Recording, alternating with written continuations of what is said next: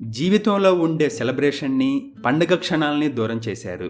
వీళ్ళ వల్ల జీవితం అనే వేడుక రోజురోజుకి మరింత నీరసంగా, విసుగ్గా, విషాదంగా మారిపోయింది.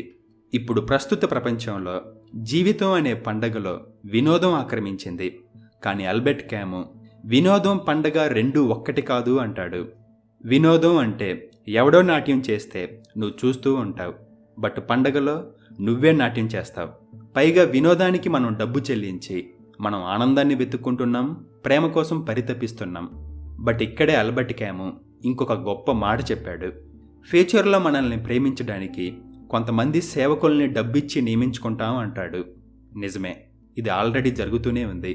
ఈ పని వ్యసనపరులు డబ్బు సంపాదించే క్రమంలో ప్రేమకు దూరం అవుతారు. కానీ ముందు వెనక ముసలిదైన తర్వాత వీళ్ళు ప్రేమ కోసం పరితపిస్తుంటారు. బట్ అప్పటికే వాళ్ళు జీవితం నుంచి పండగను, ప్రేమను దూరం చేశారు.